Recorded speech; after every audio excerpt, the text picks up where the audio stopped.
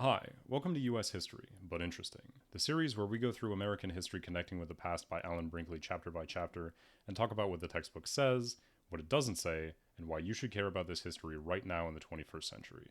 Today, we're covering Chapter 11, Cotton, Slavery, and the Old South. Before we get into it, I want to make 3 quick points. First, this is one of those non-chronological chapters that covers the period from 1820 to 1860. This chapter is basically only going to cover the South. We talked about the North last time in Chapter 10. Second, instead of doing a typical what your textbook doesn't tell you section, in this episode I'm going to quote extensively from 2 books called Narrative of the Life of Frederick Douglass, an American Slave, and 12 Years a Slave by Solomon Northup. These quotes will be spread throughout the whole episode, and my hope is that because they're primary sources, they can give us a more personal understanding of what this period was like for enslaved people. Finally, I want to mention up top that this episode is going to discuss extreme physical and sexual violence, as well as child abuse and forced family separation. If you're not in the right headspace to deal with that right now, that is totally understandable. This video will still be here if and when you decide to come back to it. With that, let's get into it. When we last saw the Southern economy, it was mostly based on plantation agriculture, with the specific crops varying from state to state. You had tobacco in Virginia, rice and indigo in South Carolina, and sugar in Louisiana. People also grew cotton, but in those early days it wasn't super widespread. You see, initially, people could only really make a profit with what's called long staple cotton, and long staple cotton would only grow in certain specific coastal regions of South Carolina and Georgia. That changed in 1793 when a guy named Eli Whitney created a mechanical cotton gin that made it possible to work with short staple cotton instead. Short staple cotton had the advantage that you could grow it basically anywhere in the South. Coincidentally, there was also a tremendous new demand for cotton around the same time. Remember back in Chapter 10 when I said that Francis Cabot Lowell's textile mills could do everything except grow their own cotton? Well, it turns out that there were a ton of factories popping up in the North, and also in Britain, that had the same problem, and Southern short staple cotton was the perfect solution. Within a couple of decades, cotton went from being one of the crops the South grew to being the crop the South grew. U.S. cotton production went from about 500,000 bales in 1820 to over 5 million in 1860. By the end of this period, cotton by itself accounted for well over half of the value of all American exports. In order to make that economic transformation happen, the South needed 2 things: land and labor. In terms of land, we already covered the Missouri Compromise and Andrew Jackson's Indian removal policy. This period would also see the South add 3 new states in the form of Arkansas, Florida, and finally, Texas. These new lands in the lower South earned the nickname the Cotton Kingdom, because cotton was their primary crop, and it was incredibly profitable. But the land by itself wasn't enough. They still needed labor, and in this period, in this part of the world, that meant enslaved labor. The only question was how to get enslaved people onto the new land. See, the federal government's 1808 ban on importing enslaved people made this slightly more complicated. And in fact, some Southern politicians did actually argue for reopening the slave trade. But in reality, there was a pretty straightforward solution available at home. See, the Upper South, states like Maryland and Virginia, had an existing enslaved population that was naturally growing over time, and was already meeting their labor needs. Planters in the Upper South simply sold their excess people into the Lower South, turning the Upper South into what Frederick Douglass called slave breeding states, where men, women, and children are reared for the market, just as horses, sheep, and swine are raised for the market. In some cases, getting enslaved people to market meant marching them over land in chains. For longer distances, though, they would use ships. Solomon Northup, for example, was taken in just such a slave ship from Washington, D.C. to New Orleans. Slave markets in cities like New Orleans, Natchez, Mississippi, and Mobile, Alabama served as distribution hubs for enslaved people on their way to the plantations of the Lower South. As a specific example, let's take a look at part of Solomon Northup's account of his time at the slave market in New Orleans. Northup was put up for sale alongside a woman named Eliza and her 2 children. When Eliza's son Randall was being sold, Eliza begged the buyer to take her and her daughter as well. When he told her that he couldn't afford all 3 of them and Eliza began weeping, Northup tells us, quote, "The slave trader turned round to her savagely with his whip in his uplifted hand, ordering her to stop her noise or he would flog her. He would not have such work, such sniveling, and unless she ceased that minute he would take her to the yard and give her 100 lashes. Yes, he would take the nonsense out of her pretty quick. If he didn't, might he be damned. A few weeks after Randall was sold, another planter came in offering to buy Northup and Eliza, but not her daughter Emily. Northup says, quote, Eliza broke from her place in the line of women, and rushing down where Emily was standing, caught her in her arms. The child, sensible of some impending danger, instinctively fastened her hands around her mother's neck, and nestled her little head upon her bosom. Eliza begged the planter to buy Emily as well, and he eventually agreed, but the slave trader wouldn't allow it. He would not sell her then on any account whatever. There were heaps and piles of money to be made of her, he said, when she was a few years older. There were men enough in New Orleans who would give $5,000 for such an extra handsome, fancy piece as Emily would be, rather than not get her. No, he would not sell her then. She was a beauty, a picture, a doll, one of the regular bloods, none of your thick-lipped, bullet-headed, cotton-picking n***s. If she was, might he be damned. For context, Emily was about 7 or 8 years old at this time, and the slave trader was talking about how valuable she would be as a sex object once she hit puberty. Northup concludes, Eliza never after saw or heard of Emily or Randall. Day nor night, however, were they ever absent from her memory. In the cotton field, in the cabin, always and everywhere, she was talking of them, often to them, as if they were actually present. Only when absorbed in that illusion, or asleep, did she ever have a moment's comfort afterwards. The internal slave trade destroyed countless black families just like Eliza's, ripping children from their parents and breaking up marriages. It tore people from their communities and dumped them onto plantations 10, 100, sometimes even 1,000 miles away. But once they got to their final destination, what was slavery actually like day to day? The short answer is that it varied a lot, but not from like bad to good so much as from bad to unbelievably bad. As one example, let's look at Solomon Northup's account of life on a cotton plantation during harvest season. Starting in late August, they would work from sunup to sundown with only a 10 or 15 minute break to eat lunch. Because this work was organized using a gang system, they had to keep working until whenever the overseer told them to stop. Northup says that when the moon was full, they often wound up working late into the night as well. Anyone who was caught idle or who worked too slowly at any point was whipped. Each person was expected to pick at least 200 pounds of cotton per day, but if you brought in more than expected to the gin house at the end of the day, your quota increased for the next day. If you brought in less, your quota didn't go back down, they just whipped you. When the overseer decided they were done in the field, enslaved people still had chores to do, feeding animals, chopping firewood, cooking and eating dinner, and preparing lunch for the following day. Then, when all of that was done, they finally got to sleep, knowing that if they overslept in the morning, they would receive at least 20 lashes. Northup summarizes the experience like this. Then the fears and labors of another day begin, and until its close there is no such thing as rest. He fears he will be caught lagging through the day. He fears to approach the gin house with his basket load of cotton at night. He fears when he lies down that he will oversleep himself in the morning. Not every enslaved person worked in the field, though. Some served as butlers or maids in the plantation houses of their enslavers. Others lived in cities, where sometimes they did domestic work like the so-called house slaves I just mentioned. Other times they worked in the trades. For example, Frederick Douglass worked as a carpenter at a shipyard in Baltimore. Being enslaved in the city was often a little bit better than being enslaved on a plantation because the work was less brutal and it gave you a little bit more freedom of movement. However, Douglass closes the relevant chapter of his memoir with a reminder of the fundamental injustice at the heart of slavery. I was now getting, as I have said, $1.50 per day. I contracted for it, I earned it. It was paid to me. It was rightfully my own. Yet upon each returning Saturday night, I was compelled to deliver every cent of that money to Master Hugh. And why? Not because he earned it, not because he had any hand in earning it, not because I owed it to him, nor because he possessed the slightest shadow of a right to it, but solely because he had the power to compel me to give it up. We're going to come back to enslaved people later, but for now I want to shift the focus to the people who were benefiting the most from all of the labor we just talked about, the planter class.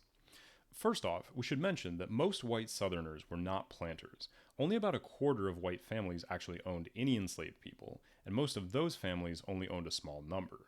When we're talking about the planter class, we're talking about the wealthiest members of society.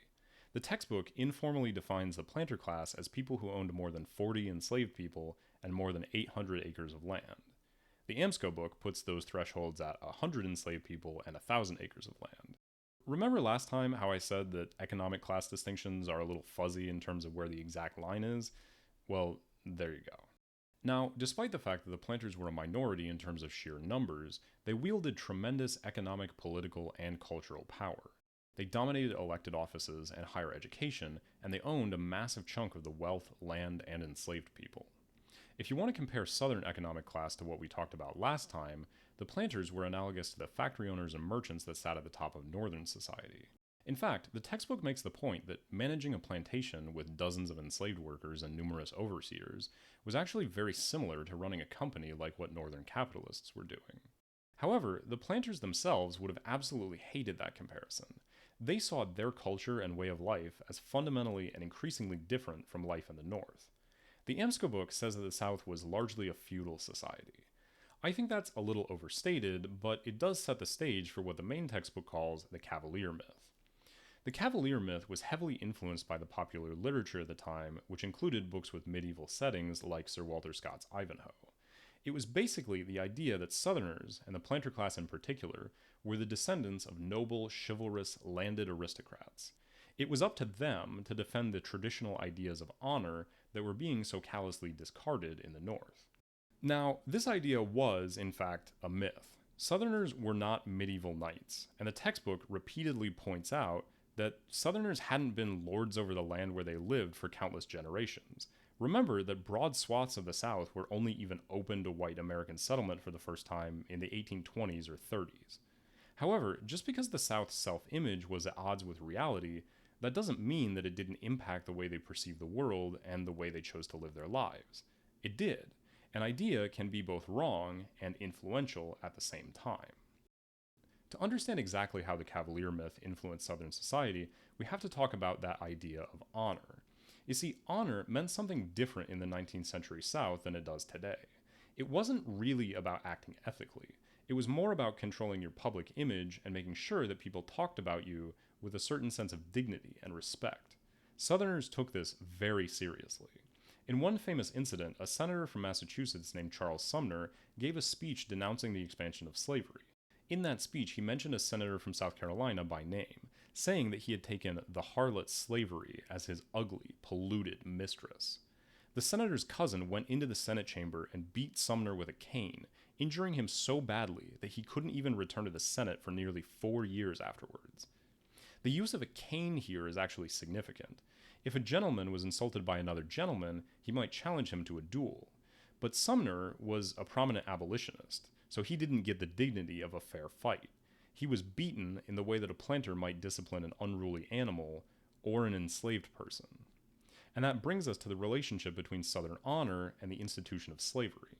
Dr. Brinkley says that the planter class's commitment to their image of respect and politeness may have been designed, quote, to distance themselves from the cruelty and disrespect that were so fundamental to the slave system they controlled.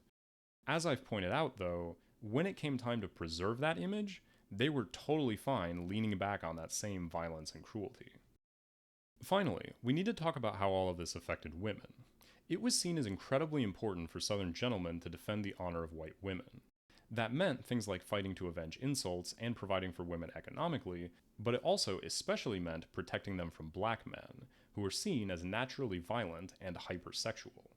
However, as the textbook points out, protecting white women in this context also often meant subordinating them.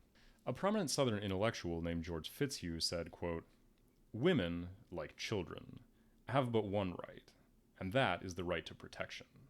The right to protection involves the obligation to obey." The Southern economy was still dominated by agriculture, so it was primarily organized around individual households led by fathers and husbands. In the North, some women could earn their own money by working in textile mills. In the South, that opportunity didn't really exist, so most women spent their time and energy inside the home. The other wrinkle in the treatment of women in the South was kind of an open secret. Male planters frequently had sex with their enslaved women. These women were not allowed to say no, and if they resisted, the planters could simply beat them until they complied. When these rapes resulted in pregnancies, the planters wound up owning the children as well, because enslaved status was based solely on the mother. These situations got even more complicated when the planter women got involved. For them, their husband's victims were a constant reminder of his infidelity. And while the lady of the house couldn't necessarily stop her husband, she could absolutely take out her frustrations on the enslaved woman. Solomon Northup tells a particularly twisted story about a woman named Patsy who was enslaved on the same plantation with him. The plantation owner, Edwin Epps, had sex with Patsy. Northup doesn't give us a lot of detail about that, but it's clear that Mrs. Epps was aware that it was happening. As punishment, she would throw pieces of wood and broken bottles at Patsy. She would order Northup to whip her for no reason, and on several occasions she tried to convince him to kill Patsy and dump her body in a nearby swamp. Mrs. Epps also refused to give Patsy soap to wash herself. When Patsy traveled to another plantation to get soap, Mr. Epps convinced himself that she was sneaking out to have sex with another man behind his back. He stripped Patsy naked, tied her to the ground, and ordered Northup to whip her.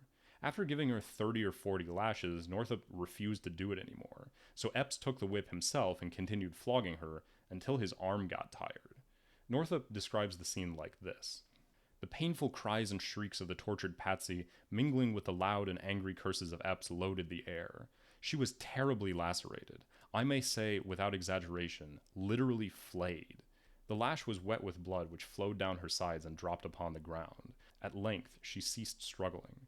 Her head sank listlessly on the ground. Her screams and supplications gradually decreased and died away into a low moan.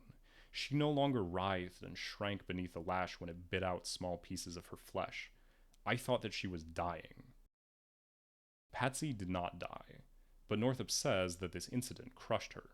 Afterwards, she spoke less, laughed less, and often woke up in the middle of the night, begging for mercy. At the beginning of this section, I told you that the planter class was a small minority of the white population, so let's talk a little bit about the rest of white society. Below the planters in the social class hierarchy were the Yeoman Farmers. Yeoman is just an old-timey word for people who owned their own farms but weren't aristocrats. Yeoman farmers took pride in their position in society. Even when they were in debt, as was common during this era, they saw themselves as free and independent in a way that could only be achieved by owning your own land. If you think back to Thomas Jefferson, these guys were living his ideal of what American society should be. Some yeoman farmer families owned a couple of enslaved people. Sometimes you'll hear people say that these enslaved people were treated like part of the family. That's not really true, though. Conditions may have been better than they were on large plantations, but the farmers still had the ability to whip their enslaved workers, rent them out, sell them, separate them from their children, and all of that doesn't really scream close family to me. The South also had middle and working class people who did not own their own land. These included urban professionals, craftsmen, and overseers working on other people's plantations. At the bottom of white society, there was a group of people who owned no land, or no productive land, and who weren't able to make a decent living through skilled labor. These people were commonly referred to as white trash. That term is a fun little reminder that, in addition to hating black people, the Southern aristocracy also hated poor white people. They just couldn't enslave you if you were white. Finally, there was a group of white people who lived up in the hills in the backcountry. They were also generally poor, but they lived outside of mainstream Southern society. They hunted and provided for themselves in a way that didn't create economic ties with the rest of the Southern economy. Social mobility between these classes was generally limited. The South had plenty of colleges, including over half of the students in the country, but those institutions, along with most of the primary and secondary education, were really only available if your family already had money. At this point, we should take a step back for a second. The textbook asks us two big why questions about the South that don't really have super simple answers. I'm going to save one of those questions for near the end of the video, but we can address the first one now. At this time, Southerners started calling slavery the peculiar institution, meaning that it was unique to the South. Like I've said before, slavery was kind of dying out worldwide, but it was still going strong in the South. So why was that? I mean, slavery was obviously cruel and dehumanizing, and it seems like it only really benefited the richest members of society. Why then would the non-slaveholding majority ever support expanding or even preserving slavery? Well, the first part of the answer is that many people who didn't personally own enslaved people did still benefit from it economically. Many worked as overseers on plantations that someone else owned, and many smaller farmers relied on the planter class to process and distribute their cotton for them. If the planters lost their source of wealth, yeoman farmers would lose their access to cotton gins and distant markets. On top of that, the planter class often hired out enslaved workers, meaning that even if you couldn't afford to own an entire person, you could still rent one and benefit from slavery in that way. Finally, everyone in the South knew that slavery was central to the economy in general, and they worried that eliminating slavery would tank the economy and take everyone down with it. The second part of the answer goes back to that economic class versus social class divide that we talked about last time. Poor white people may not have benefited directly from slavery as an economic institution, but they massively benefited from it as a social class structure. I mean, imagine being a poor white person in the South at this time. You have no money, so you're at or near the bottom of the economic hierarchy. You're also so far down the social hierarchy that your family are literally referred to as trash. One of the few advantages that you have is at least you're not enslaved. But if slavery was abolished, it would eliminate the lowest rung on the social ladder and lift a bunch of people up, and the end result would be that you would be closer to the new bottom than you were before. On top of that, formerly enslaved people might wind up taking your job.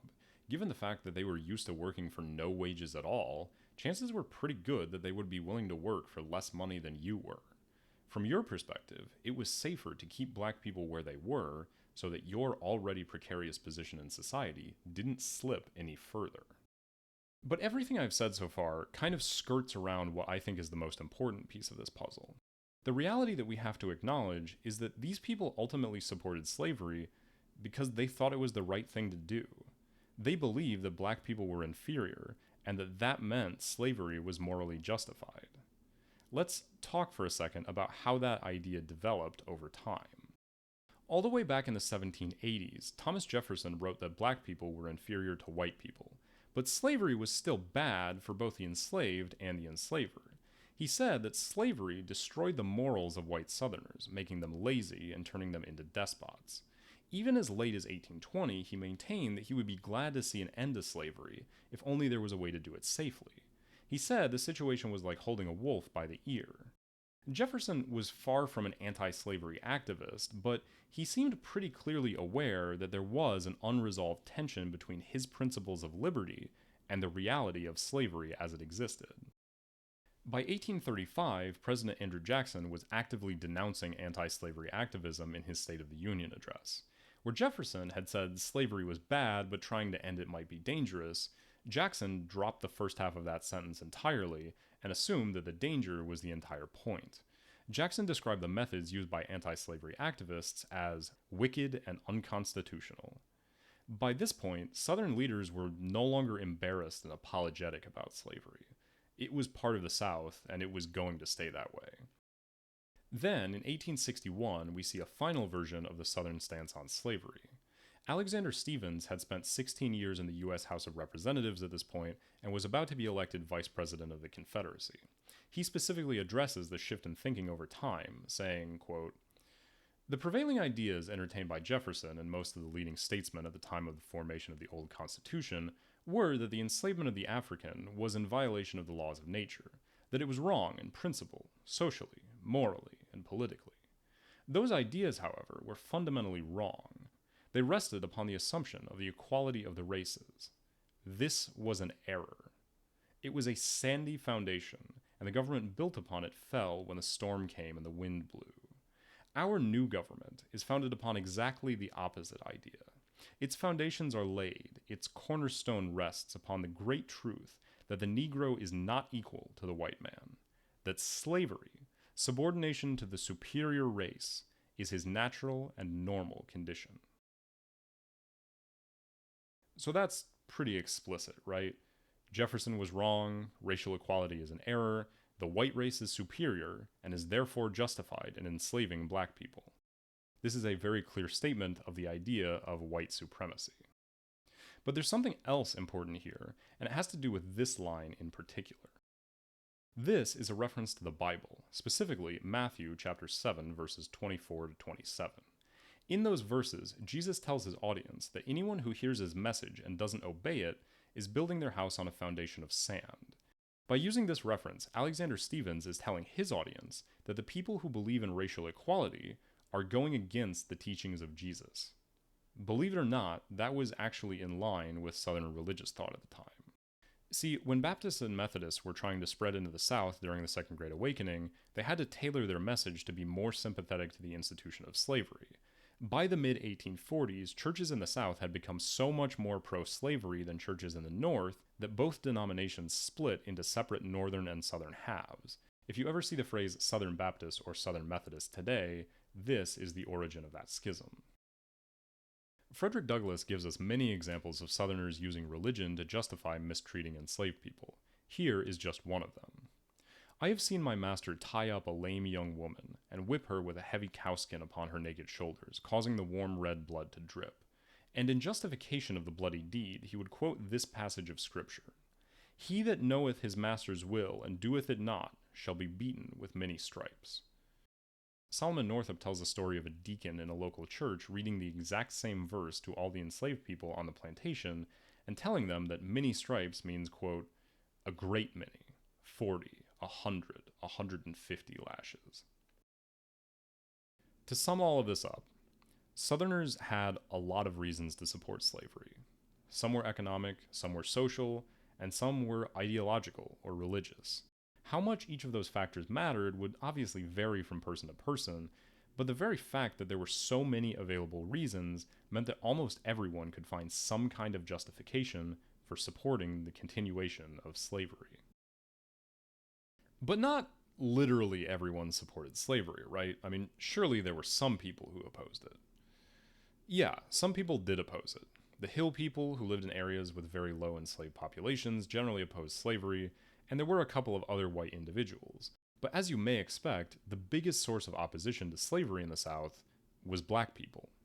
Some of the simplest ways that black people resisted slavery were just working slowly, intentionally breaking tools, pretending not to understand what they were asked to do, and things like that. This sabotaged the overall effectiveness of the slave system. The most effective means of resistance, though, was just running away. In the early days, there were plenty of places an enslaved person could run away to. Spanish Florida, Mexico, certain Native American communities, in some cases, even just the wilderness beyond the bounds of white settlement. Over time, though, as the United States expanded, that list got shorter and shorter, and the distance from most plantations to freedom got longer and longer. There was always the option of running north to one of the free states, but even being in a free state wasn't always good enough. It was so common for enslaved people to run away that there were people whose entire job was to catch them and return them to slavery. These people operated in both the South and the North. But all of those forms of resistance were inherently peaceful. As you may imagine, if you put yourself in the shoes of an enslaved person, many forms of resistance were not. We've talked about some large-scale slave revolts in the past, from the Stono Rebellion in 1739 to the Louisiana Uprising of 1811. The truth is that most violent slave revolts actually got abandoned or discovered during the planning stages and then suppressed before they even got off the ground. That's what happened with planned uprisings organized by Gabriel Prosser in 1800 and Denmark Vesey in 1822. However, one uprising did finally go off in Virginia in 1831. This one was led by an enslaved man named Nat Turner, and it wound up killing 60 white people before it was put down. In response, over 100 black people were executed. Rebellions like this served to further polarize the issue of slavery in the national debate. Northern anti-slavery advocates were horrified by the brutality and used the shock to call for an end to slavery. Southerners and pro-slavery advocates, on the other hand, saw this as a sign that the slave system had become too lax and that they needed to tighten restrictions on enslaved people even further. Remember that in parts of the South, enslaved people were a large majority of the total population. Enslavers lived in constant fear of a slave uprising along the lines of the Haitian Revolution, which had ended with the complete destruction of the planter class on the island. In their eyes, Nat Turner's rebellion was entirely too close for comfort, and they were not going to take any more chances going forward. On that topic, we should take a look at how some of those restrictions on enslaved people looked in practice. One of the most straightforward was that enslaved people weren't allowed to leave the plantation without written permission from their enslaver. Solomon Northup tells us that it was common when you were traveling between plantations for random white people to stop you and demand to see your papers. Enslavers often offered rewards for returning runaways, and if no enslaver could be located, the enslaved person could be auctioned off to the highest bidder, with the person who captured the runaway receiving a sort of finder's fee.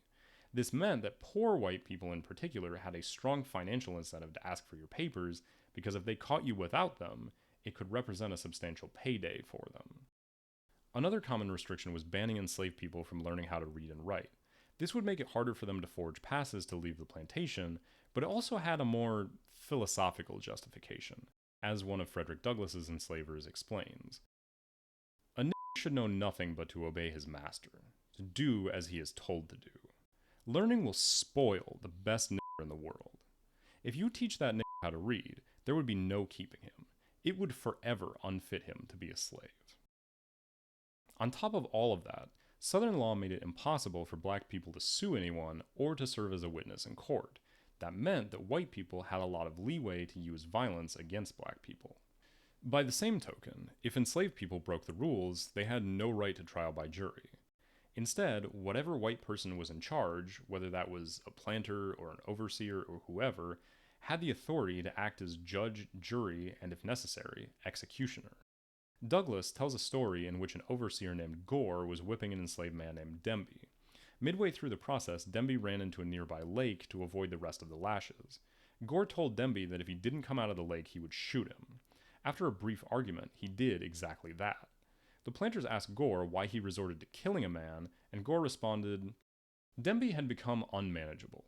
He was setting a dangerous example to the other slaves, one which, if suffered to pass without some such demonstration on Gore's part, would finally lead to the total subversion of all rule and order upon the plantation. Gore argued that if one slave refused to be corrected and escaped with his life, the other slaves would soon copy the example, the result of which would be the freedom of the slaves and the enslavement of the whites. In the end, Gore faced no punishment. Despite everything that we just talked about, enslaved people were able to build their own communities and culture. Where white communities revolved around nuclear families, enslaved communities were often built around larger, more flexible kinship networks. Marriages between enslaved people were not legally recognized, and they could be broken up by the sale of one or both spouses at any time. As a result, it was common for enslaved children to be raised by single parents, grandparents, cousins, and so on. It was also common for new people on the plantation to be adopted into these existing families. Most of the responsibilities for childcare fell on enslaved women, but these weren't like stay-at-home moms. They worked in the field alongside the men and just had this extra responsibility on top of everything else. I'll link to a Crash Course Black American History video for some more detail about the lives of enslaved women, but for now, I want to close this section with a quote about the experience of enslaved children. This is Frederick Douglass describing his childhood. Quote, I suffered much from hunger, but much more from cold. In hottest summer and coldest winter, I was kept almost naked. No shoes, no stockings, no jacket, no trousers, nothing on but a coarse toe linen shirt reaching only to my knees. I had no bed. I must have perished with cold, but the coldest nights I used to steal a bag which was used for carrying corn to the mill. I would crawl into this bag and there sleep on the cold, damp clay floor with my head in and feet out. My feet have been so cracked with the frost that the pen with which I am writing might be laid in the gashes. On the cultural front, you should remember that by the end of this period, the vast majority of black people in the United States were not Africans who had been brought to America, but rather African Americans who had been born here and grew up in the intersection of Anglo-American culture and various African cultures. This resulted in a lot of different cultural blends. For example, Creole languages like Gullah were very similar to English, but with African influences as well. Most African Americans tended to be Methodist or Baptist like their white countrymen, but they tended to have a strong preference for stories like Exodus, with its focus on God leading his chosen people out of slavery. This type of imagery was so powerful that it actually motivated many of the slave rebellions we talked about earlier, including Nat Turner's. As a result, enslaved people often weren't allowed to have their own church services. Instead, they had to sit in the back or in the balcony of white churches. Music was also very important to enslaved people, since singing was one of the few outlets for freedom and creativity that they were allowed to have. In particular, spirituals, which were religious songs that could be sung while working in the field, gave enslaved people the ability to express some kind of subversive ideas under the guise of religion. Again, think about the different connotations that a song about Moses and Pharaoh might have when you yourself are currently enslaved. This musical tradition would go on to influence a huge chunk of modern American music, from jazz to R&B, hip-hop, gospel music, and even rock and roll. We should also take a minute to talk about free black people. About half of free black people in 1860 actually lived in the South rather than the North. They weren't spread evenly throughout the region, though. Over 3/4 of the southern free black population lived in either Delaware, Virginia, Maryland, or North Carolina. Across all other southern states, over 98% of black people were still enslaved. Most of these free black people lived in cities rather than out in the countryside. They did a wide variety of jobs like construction, blacksmithing, and domestic work. Many were also sailors. With a few exceptions, conditions were very bad for free black people. On top of the general poverty and racism, they also had to carry papers with them everywhere they went to prove that they were free. If they were caught without these freedom papers, or if someone took their freedom papers from them, free black people could be kidnapped and sold back into slavery. As an example, Solomon Northup, the guy I've been quoting from about slavery in Louisiana, was actually born free in New York State. He was tricked into traveling to Washington, D.C. for a job, and then they drugged him, kidnapped him, beat him until he agreed not to tell anyone that he was free, and then stuck him on a ship for New Orleans. None of his kidnappers were ever punished. So earlier, I said the textbook asks us two why questions that don't have straightforward answers. This is the second question. During this time period, the northern economy was going through massive, rapid changes. It was becoming more industrial and, to our eyes, more modern. At the same time, the southern economy didn't change that much. In 1820, it was plantation agriculture, and in 1860, it was still plantation agriculture. So what gives? Why did industrialization happen in the one region, but not the other? Well, the first part of the answer is that industrialization did actually happen in the South. The South had developed industries like textiles, iron, sugar refining, and leather tanning. In fact, if the South had been an independent nation in 1860, it would have been in the top 5 or 6 most industrialized countries in the entire world. But since the South was not its own country, it's only natural to compare the South's industrial progress to the rest of the country. The South only produced 11% of the United States' overall industrial output, and if you put all the textile mills in the entire South together, you still wouldn't have as much productive capacity as the city of Lowell, Massachusetts by itself. So instead of asking why there was no industrialization in the South, we should really be asking why there was so much less industrialization in the South than there was in the North. One common explanation you might hear is that slavery just wouldn't work as a labor system for an industrial economy. This is demonstrably false. The vast majority of the industry that did exist in the South at this point was in fact already using slave labor. Historian Walter Licht estimates that during the 1850s, somewhere between 150,000 and 200,000 enslaved people were already working in industry in the South. A more convincing argument that your textbook makes is that plantation agriculture was already so profitable that the planter class didn't really have any incentive to switch to investing in factories. Walter Licht dismisses this argument, saying that in most cases, factory investments were 2 to 3 times as profitable as agriculture. But believe it or not, I think I'm kind of with the textbook on this one. Investment decisions aren't just about the potential return. You have to weigh the risk too. And if you're a cotton planter with no particular industrial experience, I would imagine that investing in the first factory to ever get built in your community would seem pretty risky. For comparison, think about the people who are moving into industry in the North. We talked about merchants making huge initial investments while an embargo and a war were killing their shipping businesses, and we talked about workers moving into industrial cities because their family farms could no longer compete with the more fertile land in the Northwest. The southern planters who were making these investment decisions just had more to lose. I don't think that would necessarily stop industrialization, but it seems totally reasonable to me that it would have slowed it down relative to what was happening in the North. The last thing to consider is something that the textbook and Walter Licht and I all agree on. The southern planter class was kind of philosophically opposed to building large industrial cities. That's not to say that they were backward and hated technology and science.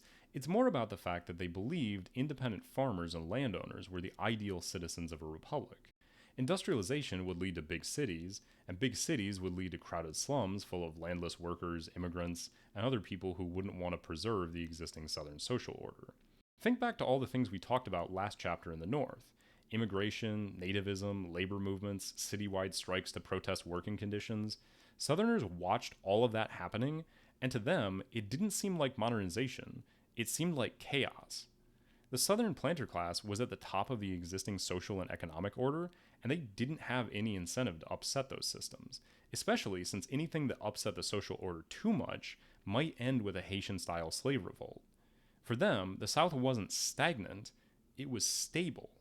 That wasn't a bug, it was a feature. Again, this isn't to say that the South was culturally incapable of ever industrializing, but I think it helps us understand why the changes that were happening rapidly in the North were happening much more slowly and much more cautiously in the South.